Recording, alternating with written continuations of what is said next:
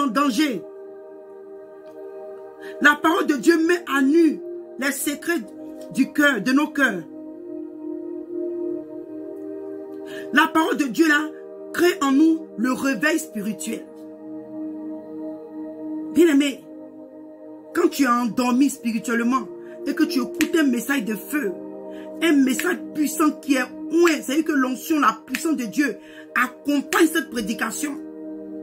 Quand toi-même tu étais endormi, tu étais en train de paresser, tu étais alourdi, tu étais dans la détresse, tu étais affaibli, bien-aimé. Quand cette parole était prêchée là, il y a des choses qui se réveillent en toi là. C'est-à-dire que tu reçois l'envie de prier. Tu reçois l'envie de lire la parole de Dieu. Tu reçois l'envie de connaître Dieu. Tu reçois l'envie de grandir en Dieu. C'est-à-dire que ça crée en toi quelque chose. Ça crée en toi de fait telle sorte que tu veux te rapprocher de Dieu. Donc je te pose la question. Parce que si depuis tu es encore dans le péché, si depuis encore tu es en train de vivre, tu es en train de pratiquer le péché, si encore, c'est que jusqu'à le péché me devient ta deuxième peau, tu es à l'aise avec, bien-aimé, c'est que tu es en danger. On va dans le livre de Jean. Dans le livre de Jean 5, à partir du verset 25.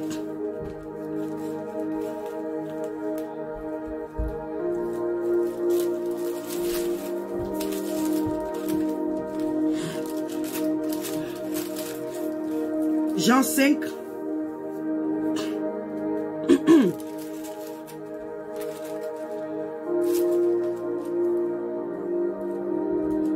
Il dit en vérité, je vous le dis, l'heure vient et elle est déjà venue où les morts entendront la voix du Fils de Dieu et ceux qui l'auront entendu vivront.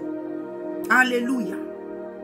Le Seigneur est en train de me dire, est en train de te dire, à travers ce message, que l'heure est arrivée. C'est pourquoi la parole de Dieu véritable doit être prêchée. Pas cette parole-là qui caresse le péché. Il dit l'heure. Il dit, je vous le dis, l'heure vient et elle est déjà venue où les morts bien-aimés, ceux qui sont morts spirituellement, toi qui es morte spirituellement, bien-aimé, nous tous d'une manière d'une autre, il est arrivé un moment dans notre vie où nous étions morts spirituellement. Quand on était actifs dans la maison de Dieu, on vivait comme on voulait. Spirituellement, nous étions mortes, nous étions morts. Mais il a fallu qu'un jour, par la grâce de Dieu, le Seigneur a permis qu'on entende le message de la repentance qui est le message des derniers temps. Le message est la voix de Dieu, la voix du Seigneur, comme il dit, ceux qui vont entendre, qui vivront. Cette voix-là, elle t'emmène à la repentance, elle t'emmène à changer de vie, elle t'emmène à travailler sur ton salut avec crainte et tremblement. Celui qui entend la voix de Dieu, la bien-aimée, celui qui entend la voix de Christ, comme il le dit, il dit, où les morts entendront la voix du Fils de Dieu. Et ceux qui l'entendront vivront, bien-aimés. Quand tu entends un message de repentance, quand tu vis dans le péché et que ce message est indexé, bien-aimé, c'est la voix du Fils de Dieu que tu entends. C'est la voix du Fils de Dieu que tu entends. Et cette voix t'appelle au réveil spirituel. Cette voix t'interpelle afin que tu sortes de la mort. Afin que tu te réveilles de la mort. Comme le livre d'Éphésiens, je crois dans le livre Éphésiens 5, verset 14. Il dit réveille-toi, toi qui dors parmi les morts. Il dit réveille-toi, relève-toi, afin que Christ t'éclaire. Afin que le Seigneur Jésus-Christ de Nazareth, qui est la parole de vie, t'éclaire. Lui qui est la lumière, afin qu'il t'éclaire. Mais beaucoup de personnes, à la fin des temps là, refusent d'être éclairées. Refusent d'être éveillées. Refusent d'entendre la parole de vérité. Refusent de vivre dans les voies de Dieu. Beaucoup de chrétiens, nous refusons que Dieu touche notre cœur. Nous refusons de changer de vie. Nous refusons. Nous refusons. Cette parole, bien-aimé, quand le Seigneur dit que tu vas entendre sa voix là, la voix de Dieu là, elle te détourne du péché, des mauvaises voies, du mauvais chemin, te ramène à la voie de Dieu, sur le droit chemin. Alléluia. Crée en toi, comme je l'ai dit au début, la repentance. Crée en toi la repentance. Cette parole-là te fait entendre, alléluia, la voix de Dieu, qui t'interpelle, qui t'appelle. Bien-aimé, quand tu entends le message de Dieu, quand tu entends un message qui est inspiré de Dieu, que tu écoutes ce message, c'est la voix de Dieu que tu entends à travers ce message. C'est pourquoi l'apôtre Paul pouvait dire, quelque part, que le Dieu de ce siècle-là, le prince, c'est-à-dire que le prince de ce monde-là, il a endurci les cœurs, il les a aveuglés, pour ne pas qu'ils voient la lumière, pour ne pas qu'ils reçoivent la lumière, pour ne pas qu'ils reçoivent la parole véritable. Le Dieu de ce siècle, le diable, avec ces démons, ces esprits-là, ils ont endurci, ils ont aveuglé beaucoup de chrétiens. Donc ces personnes-là, c'est difficile pour eux d'entendre l'évangile pur. Même quand tu prêches, pour eux, c'est nonchalant, parce que tu n'es pas en train d'appeler la bénédiction, la prospérité, la richesse. Mais bien aimé, comme je le dis et je le répète encore, à quoi ça va te servir de gagner la gloire? La gloire, bien aimé. À quoi ça va te servir? Tu vas gagner tous les likes, tous les j'aime, tous les abonnés. Aujourd'hui, dans le monde du showbiz là, c'est la concurrence sur les abonnés. Oh, moi j'ai 20 millions de followers. Moi j'ai 10 millions de followers. J'ai 1 million de followers. Moi j'ai 400, 500 millions de quoi? De followers, mais c'est pas quoi. C'est bien beau. Mais le Seigneur te demande, il dit, quand tu reçois tous ces followers, tu reçois toute la gloire, tu es élevé. En ce moment-là, c'est Apôtre National qui a la page. Quelqu'un que Dieu est en train d'interpeller. La dernière fois, j'ai vu encore hier, il y a un message que Dieu est en train de l'interpeller. Moi encore, le Seigneur a permis que je vois encore des choses sur Apôtre National. Et j'ai fait un direct à part pour ça. Aujourd'hui, comme on le dit là, ton gombo marche. Ton gombo, ton acheke marche. Mais quand la mort va te prendre, où tu vas mettre tous ces millions de followers là, où tu vas mettre toutes ces personnes qui te suivaient, les millions de followers là, tu les mets où? Vous voyez? C'est pourquoi certaines personnes ont laissé la gloire de ce monde et ont préféré suivre le Seigneur. Parce que la gloire que le monde nous propose là, elle est éphémère. La gloire que le monde nous propose là, c'est éphémère. Ça va passer. Mais les promesses que le Seigneur a pour nous sont glorieuses. Et elles sont éternelles. Donc pour que toi et moi, on arrive à rentrer en possession de ces promesses-là, de cette gloire-là, nous devons nous conformer aux Écritures. Nous devons nous conformer à la parole de Dieu. Bien-aimés, nous devons nous conformer à la parole de Dieu. Comme le Seigneur lui-même pouvait dire dans le livre de Jean. On va aller encore dans le même livre de Jean 10.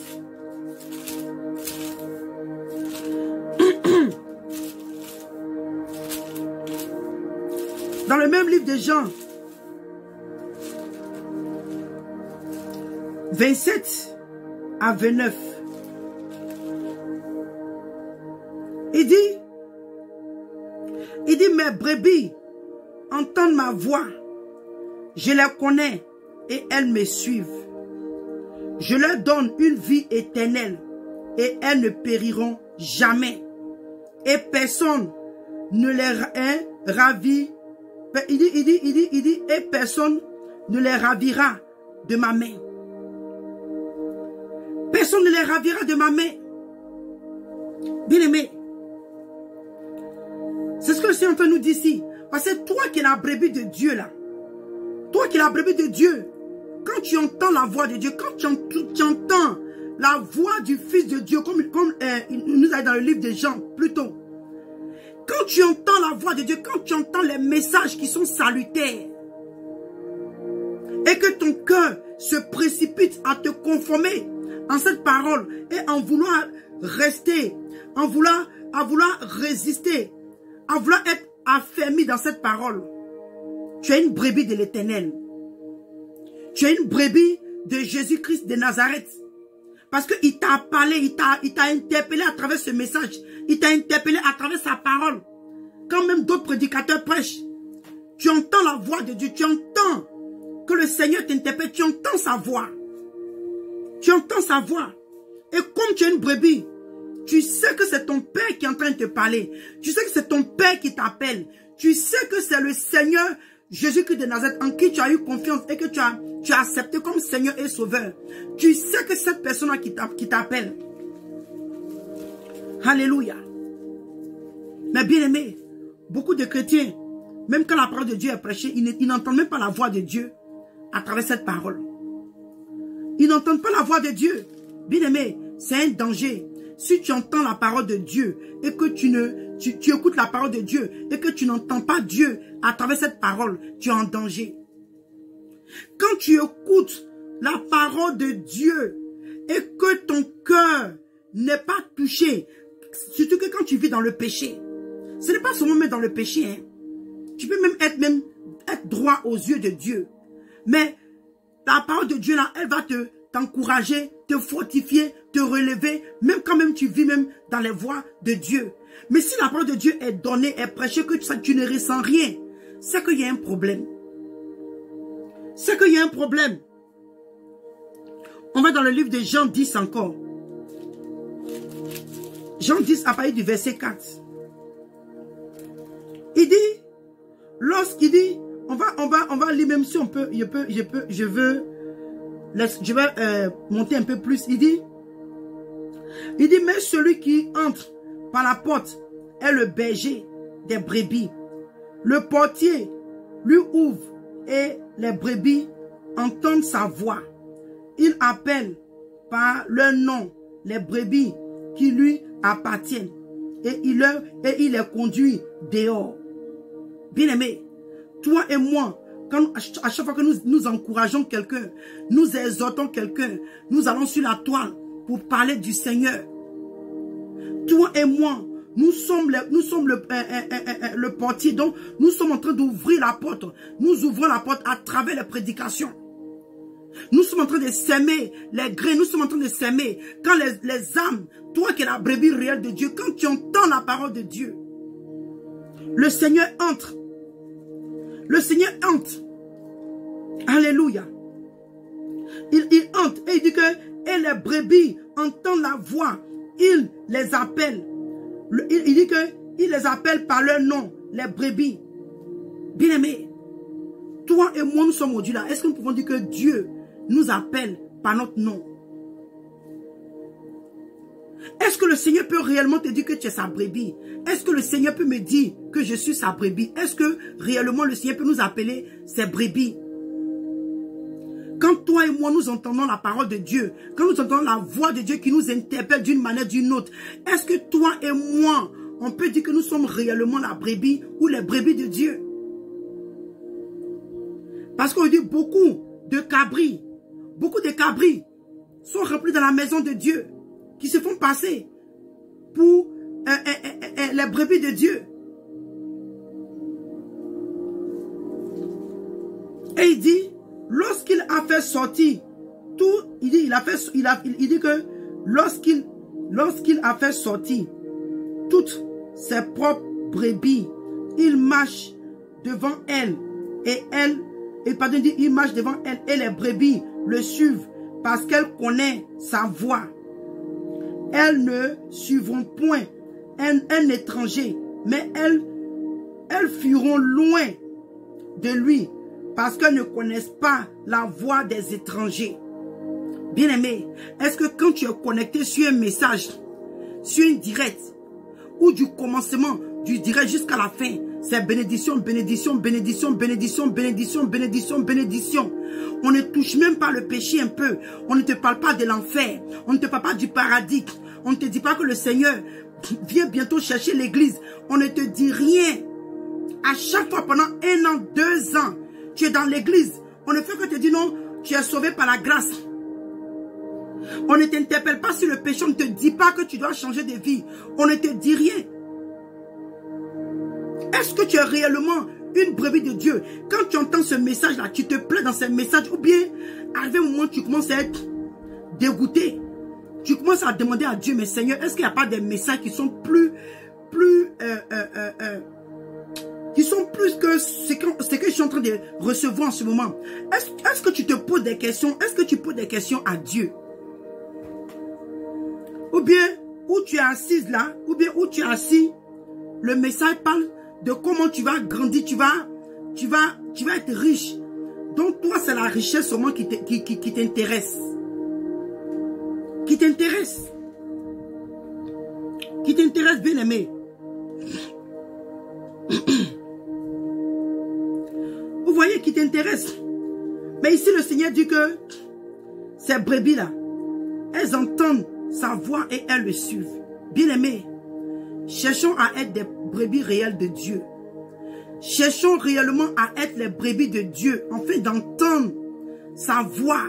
Chaque fois que Dieu inspire un serviteur ou une servante de parler de sa part, et que toutefois tu te connectes à ce direct, que Dieu te parle, que Dieu t'interpelle à travers ce message, à travers la prédication, afin que ta vie soit droite aux yeux de Dieu. Mais si toi tu prends plaisir dans les choses de Dieu, shalom à toi ma soeur Adassa fidèle. Si seulement toi les messages qui te plaisent sont les messages qui réjouissent la chair, c'est que tu es en danger, bien aimé. C'est que tu es en danger. Parce que comme le livre de Psaume 42 pouvait dire, il dit, j'aime bien ce psaume-là, il dit que ainsi qu'une biche soupire après des courants d'eau, il dit ainsi mon âme a soif de Dieu, du Dieu vivant là. Parce que si tu sens que c'est quelqu'un qui a sans doute peut-être tout essayé, il n'a pas été satisfait, il a compris qu'il y a encore ce vide là, il a cette soif là de connaître Dieu. Ce vide là qui en lui là veut être comblé, mais pas avec les choses éphémères. Et il reconnaît que c'est Dieu qui doit combler ce vide. Donc il a soif de Dieu, il veut grandir dans la présence de Dieu, il veut grandir dans le Seigneur. Il veut que le Seigneur soit la base de sa vie. Il veut que Dieu soit son soutien. Bien aimé, est-ce que toi et moi, on est là, est-ce que tu as soif de Dieu? Est-ce que tu as réellement soif de le connaître à travers sa parole? Est-ce que tu te dis que, est-ce que tu te poses la question, est-ce que je connais réellement Dieu comme je dois le connaître pour ma marche chrétienne? Est-ce que tu te poses la question que la connaissance que tu as de Dieu là, est-ce que cette connaissance-là peut t'emmener à être sauvé un jour? Est-ce que tu te poses la question? Est-ce que tu te poses la question? Bien-aimé, une vraie brebis de Dieu, quand tu entends la voix de Dieu là, aussitôt, elle te ramène à te poser des questions. Quand tu entends réellement, bien-aimé, quand tu entends la parole de Dieu qui est prêchée, que Dieu parle à travers ce message, bien-aimé, dès que tu entends le message là, bien-aimé, ce message te ramène aussitôt à la repentance, ça t'emmène à te questionner toi-même, à rentrer en toi-même et poser des questions. Et poser des questions. Quand même tu étais égaré, même quand même tu es tombé même dans le péché, bien-aimé, et que tu es une brebis de Dieu, et que ce jour-là, Dieu a choisi. C'est pourquoi toi et moi, bien-aimé, prions pour ne pas rater l'heure de notre visitation. Prions pour ne pas rater l'heure de notre visitation. Beaucoup de personnes qui sont mortes aujourd'hui, qui ont fini en enfer, beaucoup d'entre eux ont raté l'heure de leur visitation. Il y a des gens, c'est vrai que peut-être qu'ils sont restés, ils ont écouté des messages bizarres, mais Dieu a permis ce jour-là. Dieu sait que dans 2 ou 3 jours, dans un mois, dans une semaine, cette personne va mourir. Le Seigneur permet quelqu'un vient lui annoncer l'évangile, quelqu'un vient lui parler de la repentance, quelqu'un vient lui parler de la parole de Dieu. Et il néglige, comme beaucoup le font. Il trouve que ce n'est pas ce que Dieu veut dire.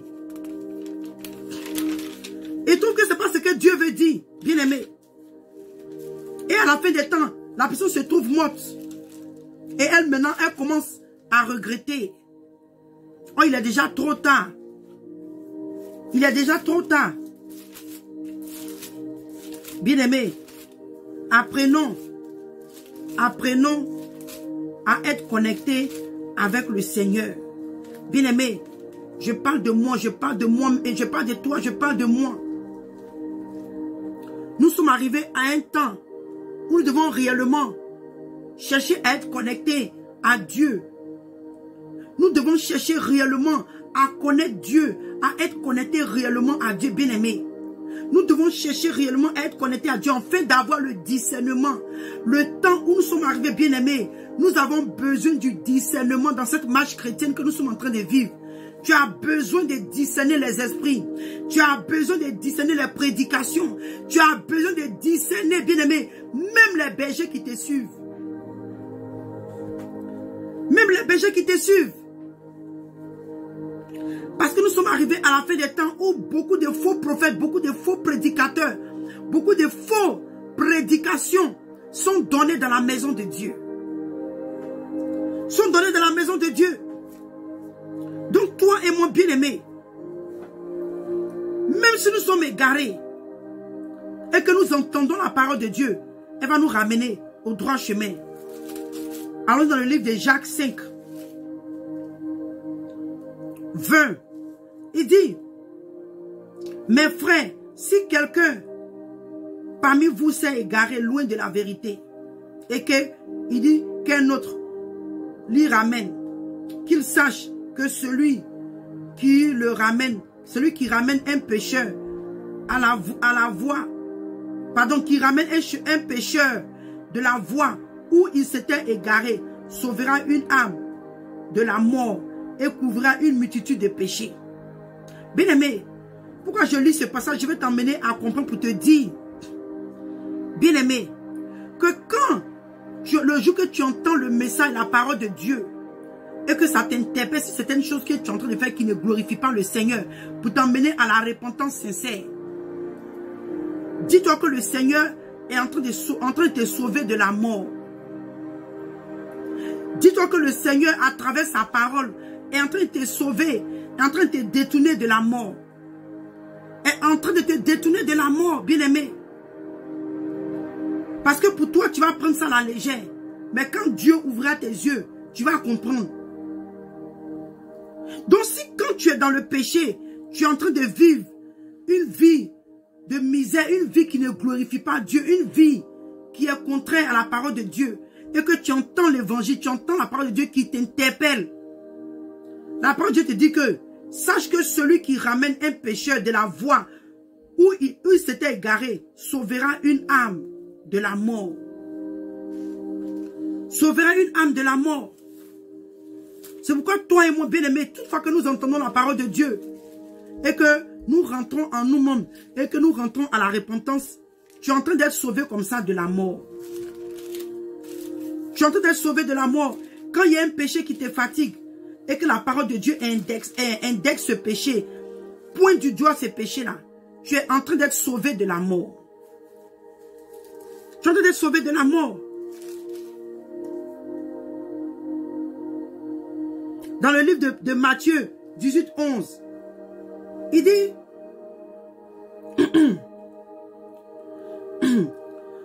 je vais lire à partir du verset 10 même. Il dit, Matthieu 18, verset 11. Mais je dis, commencer à partir du verset 10. Il dit, gardez-vous de mépriser un des seuls de ces petits, car, je vous le dis, leurs anges dans les cieux voient constamment la face de mon Père qui est dans les cieux. Car le Fils de l'homme est venu sauver ce qui était perdu. Donc, bien-aimé, toi qui es perdu, moi qui suis perdu, quand la parole de Dieu vient et que nous entendons, Cette parole-là vient pour nous sauver de la mort. Cette parole-là vient pour nous sauver de la mort. Parce que bien aimé, en tant que chrétien, toutefois qu'il aura le péché dans ta vie, il aura quelque chose qui ne glorifie pas Dieu, bien aimé. Si ce truc-là n'est pas sorti de ta vie, il va te conduire à l'enfer. S'il y a un mal en toi et que ce mal n'est pas soigné, ce mal n'est pas guéri, c'est ce mal-là qui va te conduire à la mort. À la mort. Donc, bien aimé, le Seigneur est venu pour sauver ce qui était perdu. Donc, quand tu entends la parole de Dieu, elle te sauve du chemin qui est large et spacieux, comme on peut le dire. Selon le livre de Matthieu 13. Matthieu 13, à partir du verset, Matthieu 7. Matthieu 7, à partir de verset 13. Il dit que le chemin est large et spacieux. Et la parole de Dieu nous dit que beaucoup, ils passent par là. Il dit beaucoup de personnes passent sur le chemin qui est large et spacieux. C'est pourquoi, encore, je me réfère à cette parole qui dit que à la fin des temps, les gens ne vont plus supporter la sainte doctrine. Parce que celui qui ne supporte pas la sainte doctrine a pris le chemin qui est large et spacieux. Et ce chemin-là conduit à la perdition. Ce chemin-là conduit à la perdition. Mais bien aimé, je viens ce jour, à travers ce message, t'interpeller pour te dire que bien aimé, attache-toi à la parole de Dieu, au message, aux prédications qui vont à chaque fois t'interpeller, qui vont créer en toi la tristesse selon Dieu pour te ramener sur le droit chemin. Fuis les messages qui vont seulement réjouir ta chair. Fuis les messages qui vont seulement jouir ta chair, qui vont seulement t'emmener à chercher ce qui est terrestre. Fuis ce genre de messages-là. Fuis ce genre de messages.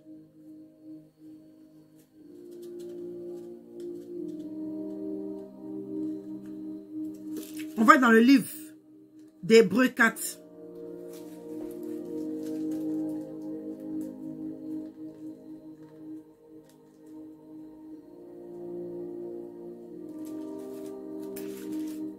Dans le livre d'Hébreux 4.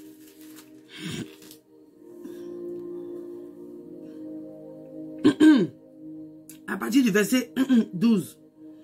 Il dit, car la parole de Dieu est vivante et efficace, plus tranchante qu'une épée quelconque, à deux tranchants, pénétrant jusqu'à transgresser l'âme et l'esprit, jointure et moelle.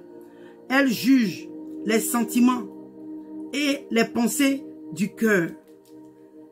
C'est ce que la parole de Dieu nous fait. Donc c'est cette parole-là qu'ils ont entendu dans le livre de Corinthiens, 2 Corinthiens, ils ont entendu qui a créé en eux la repentance.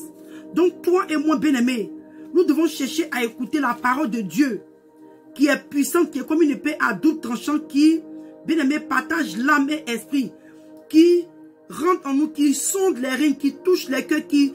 C'est mieux que tu sois épuré dès maintenant, bien-aimé. C'est mieux que tu sois... tes péchés soient indexés en fait que tu changes de vie. Les gens, il y a un langage que souvent les gens veulent dire. Ils ont l'habitude de dire, ils aiment dire, oh, mais laissez. De toutes les manières, c'est Dieu ceux qui juge. Quand il va mourir, Dieu va le juger. Ou bien, Jean, il veut dire que quand la personne va mourir là, il va régler ça avec Dieu. Donc, s'il ne règle pas ça maintenant, si le problème n'est pas réglé maintenant, c'est après que, quand tout sera déjà scellé là, que tu vas régler. Non. C'est dès maintenant. C'est pourquoi cette parole-là, elle vient. J'ai dit au début qu'elle nous restaure, elle nous censure, elle nous reprend, elle nous instruit. La parole de Dieu guérit. La parole de Dieu la délivre. Comme le livre de Somme pouvait dire que le Seigneur a envoyé sa parole pour les sauver de la force et les guérir. La parole de Dieu guérit. Mais comment est-ce que nous utilisons cette parole? Quand nous la recevons, comment est-ce que nous la recevons? Quand cette parole-là est prêchée là, comment est-ce que nous la recevons? Est-ce que nous la recevons juste comme ça ou bien elle tombe sur des cœurs fertiles en fait de créer en nous la repentance sincère. Bien-aimé, la repentance là, tu dois te détourner du péché, tu dois abandonner de vie, bien-aimé. Parce que quand ils ont entendu la lettre que l'apôtre Paul leur a donnée, a écrite là, quand elle a produit en eux la tristesse selon Dieu là, la repentance qui a suivi a été sincère. Les vies ont été changées, leur manière de vivre, de marcher a changé, ça a été transformé. Leurs vies ont été transformées. Donc, bien aimé, si tu dis que tu es en train de vivre dans la repentance et que les œuvres ne sont pas physiques, ta manière de vivre n'est pas, on ne voit pas réellement la repentance, c'est qu'il y a un problème. Comme on a l'habitude de dire que, oh, celui qui est en Christ, c'est une nouvelle créature, oui. Quand tu reçois, quand tu fais une repentance sincère, on doit réellement voir que tu es vraiment une nouvelle créature. Selon Dieu. Selon Christ. Toute chose est passée et tout ce qui est ancien là devient nouvelle en toi.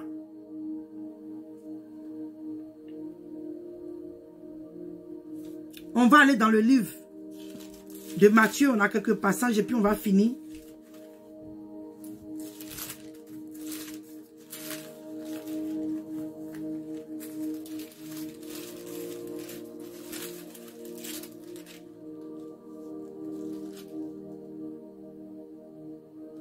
Il dit, Matthieu 4,4, il dit, Jésus répondit, il a écrit, l'homme ne vivra pas de pain seulement, mais toute parole qui sort de la bouche de son Dieu. Donc, bien aimé, toi et moi, nous devons vivre selon la parole de Dieu, qui est le pain qui est descendu du ciel, qui est le Seigneur. Le Seigneur pouvait lui dire que je suis le pain descendu du ciel. Il est le chemin, la vie et la vérité, bien-aimé. Je t'encourage, bien-aimé. À la fin où nous sommes ces derniers temps-là, demande à Dieu de te donner le discernement. Demande à Dieu de donner réellement le discernement, bien-aimé. Le discernement. Et demande à Dieu que à chaque fois que la parole de Dieu est prêchée véritablement, que Dieu te parle à travers sa parole. Que Dieu cherche à corriger, à te délivrer des choses qui sont en toi, qui peuvent t'empêcher d'hériter le royaume des cieux. Parce qu'on dit c'est des choses qu'aujourd'hui nous sommes en train de dire, les gens jouent avec. Quand on parle comme ça, les gens jouent avec, les gens méprisent, les gens négligent. Les gens sous-estiment. Aïe, aïe, aïe. La parole de Dieu, là, dans le livre de Psaumes. Dans le livre de Psaumes 119. Le livre de Psaumes 119.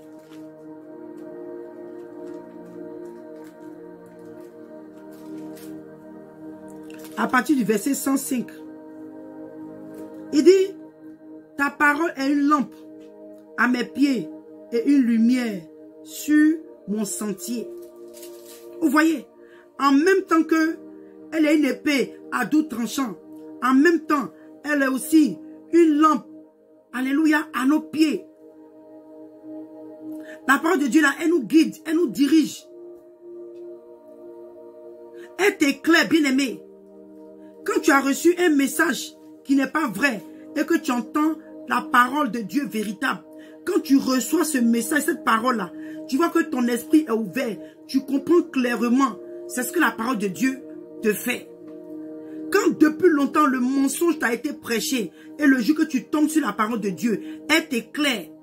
Cette parole-là enlève en toi tout ce que tu as reçu comme mauvais. Et Dieu maintenant t'éclaire par sa parole. Bien-aimé, quand il y a les ténèbres quelque part et que tu mets la lumière va éclairer les ténèbres. C'est comme ça que la parole de Dieu nous fait.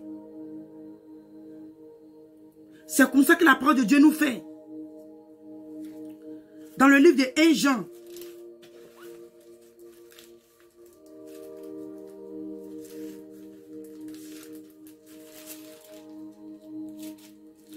le livre de 1 Jean 5,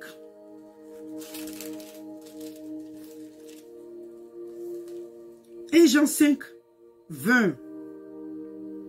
Il dit, nous avons aussi, il dit que nous savons aussi que le Fils de Dieu est venu et qu'il nous a donné l'intelligence pour connaître le véritable. Et nous sommes dans le véritable. Et son Fils Jésus-Christ.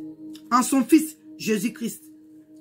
Donc ici l'apôtre Jean en train de nous dire que, il dit, nous savons aussi que le Fils, il dit que le Fils de Dieu est venu et qu'il nous a donné l'intelligence, bien aimé. Si tu te rappelles quelque part, l'apôtre Dieu nous dit que nul n'est intelligent parce qu'il ne cherche pas Dieu. Il dit, il n'y a même pas un seul qui cherche Dieu. Donc toi et moi, bien aimé, quand la parole de Dieu vient en nous là, et qu'on commence à se poser des questions, on commence, c'est que la parole de Dieu attire ouvre tes yeux sur certaines choses, sur certains actes, sur certaines manières de vivre. C'est l'intelligence comme ça que Dieu, parce que depuis longtemps tu es resté dans les ténèbres. Donc quand tu commences à te poser les questions, tu commences à poser les questions à Dieu là. L'intelligence de Dieu est en train de te pousser vers le véritable. Est en train de te pousser vers le véritable. Donc bien aimé, la repentance sincère là t'emmène à être intelligent. Et cette intelligence aussi t'emmène à connaître le véritable qui est Christ. Emmène à connaître la parole de Dieu. Dans la vérité. Dans la vérité. Nous voyons, on va lire dans le dernier passage, puis on va se laisser. Dans le livre de Jean.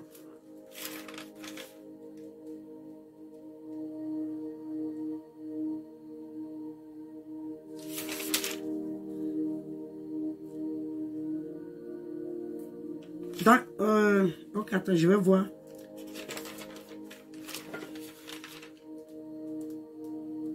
On va prendre seulement un seul passage. Alléluia. Et puis on va se laisser. Et par la grâce de Dieu, je vais voir comment est-ce que je pourrais continuer ça une autre fois. Mais on va s'arrêter ici. On va dans le livre de Joël. Dans le livre de Joël.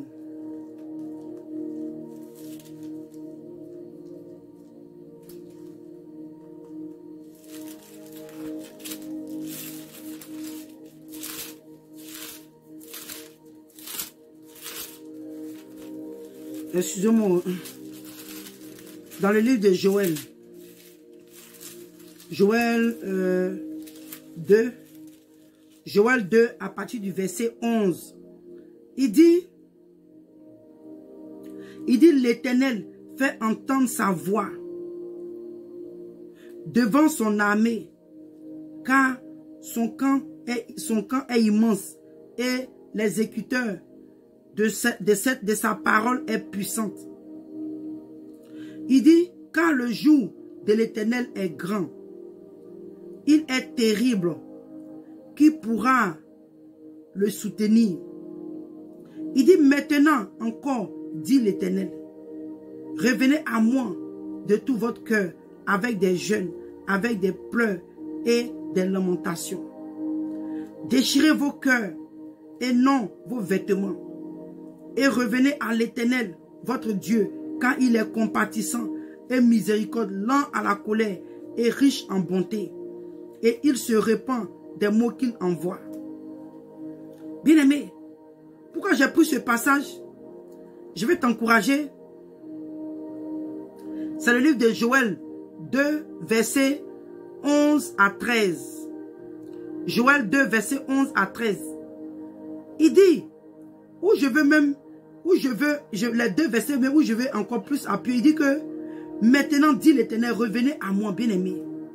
Donc, toi et moi, on revient à Dieu par sa parole. Parce que comme il pourrait dire ici dans le livre de 2 Corinthiens 7, la parole qu'ils ont reçue, alléluia, a créé en eux la tristesse selon Dieu. Et cette tristesse-là a produit en eux une repentance. Donc ici le Seigneur dit que revenez à moi de tout votre cœur avec des jeûnes, avec des pleurs et des lamentations, dont le Seigneur interpellait les enfants, alléluia, de Dieu ici dans le livre de Joël, à la repentance.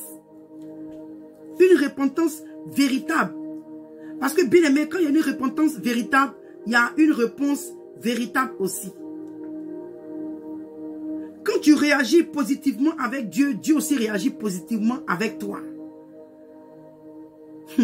Et quelque part, la parole de Dieu nous dit que Dieu, celui qui est pervers là, Dieu aussi agit envers lui. C'est-à-dire que selon sa perversion, là, Dieu le traite comme ça. Tu es pervers là, Dieu va te traiter selon toi ta perversité. Donc bien aimé, le Seigneur ici, il a appelé son peuple. Il appelle son peuple et il dit déchirez vos cœurs et non vos vêtements. Donc bien aimé, quand tu reçois la tristesse de Dieu en toi là, elle t'emmène à examiner ton cœur. Quand tu reçois la parole de Dieu qui crie en toi la tristesse selon Dieu là, cette parole là t'emmène à examiner ton cœur. À déchirer ton cœur et non les vêtements. Ce n'est pas les choses, la tristesse selon le monde, comme il le dit. Parce que la tristesse selon le monde là va produire en toi la mort. Donc il dit de déchirer les cœurs et non les vêtements et de revenir à l'Éternel, votre Dieu qui est compatissant. Bien-aimé, la repentance sincère, la repentance véritable doit te conduire totalement à Dieu. La repentance véritable doit te conduire totalement à Dieu. Tu ne peux pas te repentir pour te perdre. Au contraire, quand tu fais ta repentance sincère, cette repentance va t'amener au salut. Cette repentance sincère-là va t'emmener à changer de vie. Cette repentance sincère-là va t'emmener à vivre dans les voies de Dieu. Mais aujourd'hui, combien de fois, combien de personnes ont réellement fait leur repentance? Combien de personnes réellement fait leur repentance? Combien de chrétiens réellement vivent dans la repentance? Combien de chrétiens bien-aimés marchent dans la repentance? Combien de chrétiens? Il en a très peu. Parce qu'ils ont entendu le message qui leur a été adressé pour dire que une fois sauvé là, tu es sauvé en même temps pour tout. On te dit que tu es sauvé par la grâce. Donc tu n'as plus besoin d'abandonner ta vie de prostitution, ta vie de mensonge, ta vie de vol, ta vie d'adultère, ta vie d'impudicité, ta vie d'envie, d'orgueil. C'est que tout ce que tu fais là qui est mal là, tu dois seulement demeurer dedans. Et puis bon, on continue la vie quoi. Oh, comme l'apôtre pouvait dire, je le répète encore, il dit qu'il traite son corps durement. Parce que si on n'a pas besoin de repentance, si on ne devait pas se repentir sincèrement, pourquoi est-ce que les disciples, comme l'apôtre Paul pouvait dire, il dit qu'il traite son corps durement. Parce qu'il sait que si il n'est pas en train de vivre lui-même selon ce qu'il prêche, et qu'après avoir fini de prêcher aux autres là, il dit qu'il peut être chassé à la porte. Donc pour ne pas être chassé à la porte, après avoir fini de prêcher aux autres, lui-même, il travaille sur son salut avec crainte et tremblement bien aimé. Donc nous tous, nous devons prêcher. Même quand nous prêchons, il veut dire que nous devons, même quand nous, ceux qui prêchent là, nous devons traiter notre corps durement. Nous devons nous-mêmes travailler sur notre salut avec crainte et tremblement. Parce que bien aimé, tu ne veux pas qu'après avoir fini de prêcher la parole de Dieu, puis toi-même à la fin des temps, le Seigneur te dit non, tu ne vas pas rentrer. C'est pourquoi le Seigneur dit que celui à qui a été donné beaucoup, beaucoup lui sera réclamé. Il dit encore que ceux-là qui vont prêcher l'évangile, là, leur jugement sera 2 fois plus sévère. Donc bien aimé, pourquoi est-ce que venir ici, devant vous, et prêcher du faux, Parce que après avoir fini de prêcher ce faux-là, à la fin des temps, tu seras sévèrement jugé. Donc nous vous encourageons, bien-aimés, à réellement chercher Dieu. Nous-mêmes là, on s'efforce. Nous-mêmes là, nous cherchons aussi Dieu. Nous-mêmes, nous travaillons sur notre salut avec crainte et tremblement. Même quand il est arrivé qu'on est tombé dans le péché, bien-aimé, on ne demeure pas dans le péché. On se relève aussitôt. Parce que cette fois, le juste tombe, mais il se relève. Nous ne voulons pas rester dans la position de pécheur, mais nous voulons avancer avec le Seigneur. Et nous demandons à Dieu de nous donner la force pour résister. Donc, bien-aimé, je t'encourage à écouter les prédications qui vont t'aider. Qui vont t'aider à vivre constamment dans la repentance. Qui vont t'aider à vivre constamment dans le dépouillement. Qui vont t'aider à vivre constamment, bien-aimé, dans les voies de Dieu. Parce que nous sommes arrivés à la fin des temps où le diable est réellement en train de travailler pour arracher au seuil que, comment je peux dire même, si même il pouvait m'emmener même l'humanité avec lui, c'est le travail que le diable est en train de faire. Aujourd'hui, les messages de dépouillement, les messages de sanctification, tout ça là, sont maintenant pervertis. Il y a des révélations, toi, mais quand tu écoutes, ça n'a pas de base biblique. On dit c'est Dieu qui a dit. Ou bien les choses qu'on ne doit plus pratiquer dans l'Ancien Testament, parce qu'en pratiquant ces choses, nous sommes en train de dire à Christ que son sacrifice qu'il a fait à la croix n'est plus important. Vous voyez comment est-ce que le diable est rusé? Il y a beaucoup de messages qui sont prêchés à la fin des temps aujourd'hui qui vont conduire beaucoup d'enfants de Dieu en erreur. On veut te dire que non, on dit de ne plus manger des poissons avec écailles, de ne plus manger la viande de porc, de ne plus porter des tissus d'égales. Tout ce qu'on doit porter, c'est du coton. Il ne faut plus qu'on porte les vêtements qui sont fleuris. Il y a beaucoup de tout ça là. Bien aimé. Je pense que par la grâce de Dieu, un jour, on va peut-être rentrer, ça sera comme une causerie. On va rentrer un peu dans ces choses pour voir un peu ce que la parole de Dieu dit. Et tout ça, c'est le diable. Hein? Il envoie des messages pour juste distraire, pour mettre la confusion dans la pensée des gens, des enfants de Dieu. Moi, je dis, quand même tu t'en même recevoir la révélation là, qui a dit que Satan ne révèle pas? Satan même peut apparaître même devant toi comme un ange de lumière. Il va même éclairer ta chambre. Et ça peut être le diable. Il ne faut pas penser que quand il va t'apparaître là, son habit sera sale. Non. Parce que moi, j'ai expérimenté ça ici. Le diable. Mais je remercie le Seigneur de ce que Dieu m'a mis à cœur de lui demander de me montrer la marque dans sa paume. Bien aimé. Et il a refusé. C'est comme ça que j'ai invoqué le nom du Seigneur et il a disparu. Imaginez que si je n'avais pas le Seigneur ne m'a pas mis à cœur de lui demander. Il allait me donner des révélations, des révélations, des révélations. Il va me donner 9 vraies révélations.